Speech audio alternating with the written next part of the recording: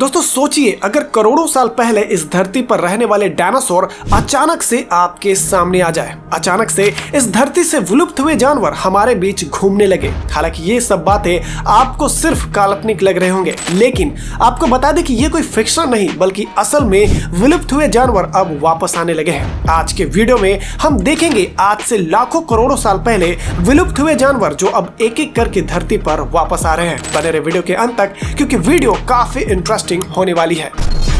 Woolly rhinoceros, दोस्तों ये है राइनो जो आज से करोड़ों साल पहले आइस एज के जमाने में इस धरती पर रहा करते थे, जो काफी हद तक ठंडा रहता था और यही वजह था कि उनके शरीर में काफी लंबे लंबे बाल होते थे। साथ ही ये काफी विशालकाय हुआ करते थे। लेकिन जब आइस एज खत्म हुआ तो क्लाइमेट चेंज और इंसानों के द्वारा लगातार शिकार करने की वजह से ये वूली राइनोज पूरी तरह इस दुनिया से एक्सटिंक्ट हो गए। और हैरानी की बात यह है कि इनके बॉडीज आज भी साइबेरिया के ठंडे बर्फीले इलाकों में मिलते रहते हैं, लेकिन रिसर्च में कोई हाई क्वालिटी जेनेटिक मटेरियल नहीं मिलता।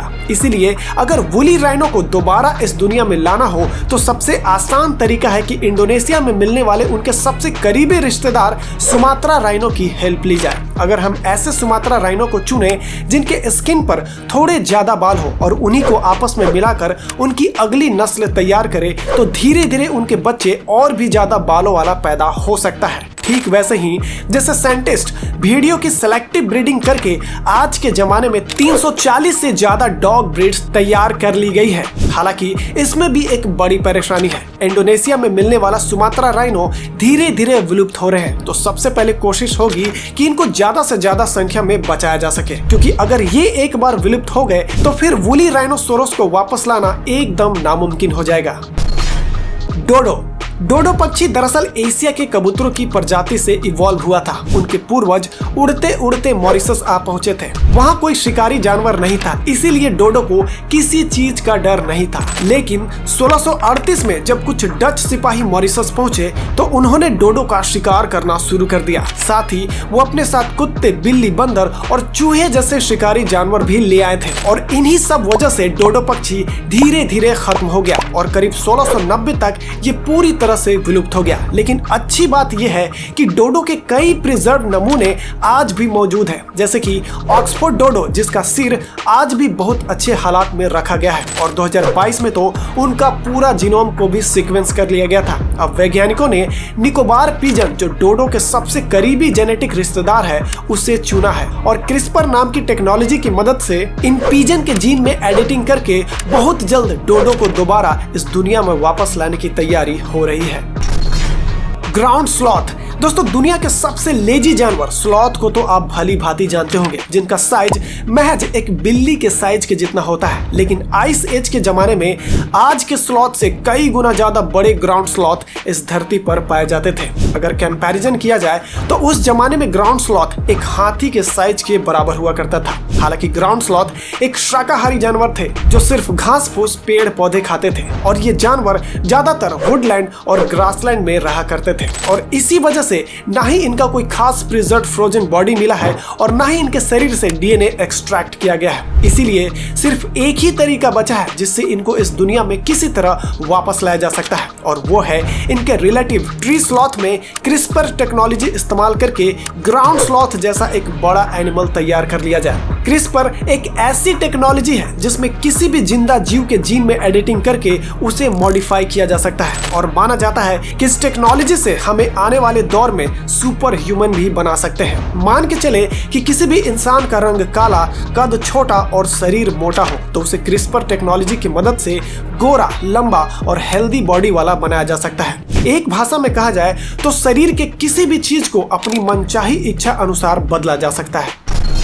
क्वागा, पहली नजर में क्वागा को देखकर आपको लगेगा कि ये कोई हॉर्स और जेब्रा का मिक्स प्रजाति है, लेकिन सच ये है कि क्वागा जेब्रा का ही एक खास सब स्पीसीज थे जिनका शरीर की धारियां थोड़ी अलग और यूनिक होती थी जो उन्हें बाकी जेब्रा से बिल्कुल अलग बनाती थी। अब कहानी सुनिए इनके एक्सटिंक्ट होने की। जब डच और ब्रिटिश कॉलोनिस्ट साउथ अफ्रीका पहुंचे तो इन्होंने बिना सोचे समझे क्वागा का शिकार करना शुरू कर दिया। इतना ज्यादा शिकार हुआ कि 1870 के दशक में क्वागा क्वागा पूरी तरह से खत्म हो गए। लेकिन कहानी यही खत्म नहीं होती। 1987 में क्वागा प्रोजेक्ट नाम का एक मिशन को शुरू किया गया था, जिसमें उनके सबसे करीबी रिश्तेदार प्लेन जेब्रा को चुना गया और फिर उन्हीं जेब्रा की सिलेक्टिव ब्रीडिंग करके एक ऐसा जेब्रा तैयार किया गया जो बिल्कुल क्वागा जैसा दिखते हैं। और अब तक 150 से ज्यादा क्वागा जैसे जेब्राज पैदा किया जा चुके हैं और इनमें से 12 से 15 को तो दोबारा जंगल में भी छोड़ा जा चुका है, यानी नेचुरल हैबिटेट में इन्हें वापस लाया गया है।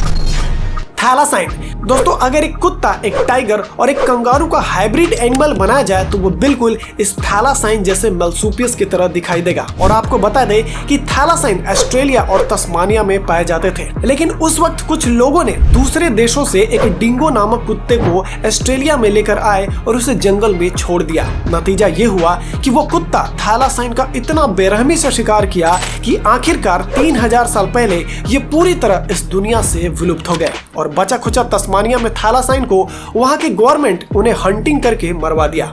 और आप अभी जिस फोटो और वीडियो को देख रहे हैं वो इस दुनिया का आखिरी फीमेल थैलासाइन की है, जो जू में खराब ट्रीटमेंट की वजह से 1936 में मर गई थी। लेकिन फ्रेंड, थैलासाइन के 750 से भी ज्यादा प्रिजर्व्ड स्पेसिमेंस दुनिया भर के म्यूजियम में मौजूद है, जिसमें कुछ यंग थैलासाइन जो उनके मदर के गर्भ से निकाले गए थे वो आज भी इथेनॉल में प्रिजर्व रखा हुआ है। और 2018 में इनका जीनोम पूरी तरह से सीक्वेंस कर लिया गया था। आसान भाषा में कहा जाए तो जीनोम पूरा डीएनए का कलेक्शन होता है, जिसमें यह तय किया जाता है कि कोई जीव किस तरह से डेवलप होगा। अब एक छोटा सा जानवर है फैट टेल डनाट, जिसका जीन थैलासाइन से 95% तक मिलता है। साइंटिस्ट लोग अब उसके बच्चों में थैलासाइन के बचे हुए 5% जीन डाल रहे हैं, एक खास तकनीक से जिसका नाम है क्रिस्पर टेक्नोलॉजी। और इसी तरीके से थैलासाइन को दोबारा जिंदा करने की तैयारी हो रही है। अगर सब कुछ सही चला तो जल्द ही थैलासाइन को तस्मानिया के जंगल में वापस छोड़ा जाएगा। वूली मैमथ दोस्तों, वूली मैमथ उन जानवरों में से एक है जो इंसानों के द्वारा खत्म किए गए सबसे फेमस जानवरों में गिना जाता है। लंबे बालों से ढकी इनकी मोटी चमड़ी और ताकतवर शरीर इनके आइस एज की जबरदस्त ठंड में भी जिंदा रखता था। लेकिन जैसे ही आइस एज खत्म हुआ, इंसानों ने इनका शिकार करना शुरू कर दिया। उनके मांस को खाया जाने लगा और हड्डियों से शेल्टर बनाए गए और इसी तरह करीब 10,000 साल पहले वूली मैमथ पूरी तरह से खत्म हो गए। हालांकि रूस के पास वोरंगल आइलैंड पर इनका एक छोटी सी आबादी पिरामिड बनने के दौर तक यानी 4000 साल पहले तक जिंदा रहती थी। अब खास बात यह है कि वूली मैमथ की कई प्रिजर्व्ड बॉडीज आज भी साइबेरिया के बर्फ में मिले हैं, जिनमें बाल, हड्डियां और कई बार ब्लड भी शामिल है। इसी के आधार पर 2015 में इनका पूरा जीनोम को सीक्वेंस किया गया और चूंकि एशियन एलिफेंट का डीएनए वूली मैमथ से 99.6% तक मेल खाता है, इसीलिए अब उन्हें एम्ब्रियो में बचा हुआ 0.4% मैमथ जीन डालकर एक हाइब्रिड तैयार किया जा रहा है। और उम्मीद है कि 2027 तक दुनिया का पहला नया जायंट मैमथ पैदा किया जा सकेगा। डायर वुल्फ एक बड़े और मजबूत वुल्फ की प्रजाति थी जो करीब 10,000 साल पहले पृथ्वी पर राज करती थी। ये आज के ग्रे वुल्फ से कई ज्यादा बड़े और ताकतवर हुआ करते थे। लेकिन जैसे जैसे समय बदला और इंसानों ने जंगल पर कब्जा करना शुरू किया, डायर वुल्फ धीरे धीरे खत्म होते चले गए और अंततः ये लगभग 10,000 साल पहले पूरी तरह से एक्सटिंक्ट हो गए। लेकिन अब विज्ञान ने एक बार फिर से ये कोशिश शुरू कर दी है कि डायर वुल्फ को वापस इस दुनिया में लाया जाए। लेकिन कैसे? आज के वुल्फ के जीन में क्रिस्पर तकनीक से डायर वुल्फ के कई जीन एडिट किए जा रहे हैं। फिर इन खास वुल्फ की सिलेक्टिव ब्रीडिंग की जाएगी ताकि धीरे धीरे इनका आकार, ताकत और दिखावट पुराने डायर वुल्फ जैसे हो जाए। अगर ये काम सफल रहा तो आने वाले सालों में जंगलों में हमें फिर से डायर वुल्फ घूमते हुए देख सकते हैं। तो दोस्तों, ये थे दुनिया के कुछ ऐसे जानवर जो लाखों करोड़ों साल पहले इस धरती पर जिंदा थे, जो अब धीरे धीरे वापस आ रहे हैं। और साइंटिस्ट का दावा है कि आने वाले सालों में इस धरती पर ऐसे सैकड़ों जानवर फिर से जन्म लेंगे जिसे लोग बस सिर्फ किस्से कहानियों में जानते थे। वीडियो कैसी लगी हमें जरूर बताएं और वीडियो को लाइक करना ना भूलें। आपको इनमें से कौन सा जानवर का वापस आना सबसे ज्यादा अच्छा लगा हमें कमेंट करके जरूर बताएं और चैनल पर पहली बार आए तो प्लीज इसे सब्सक्राइब जरूर कर लें। मिलते अगले वीडियो में एक नए और इंटरेस्टिंग टॉपिक के साथ, तब तक के लिए जय हिंद।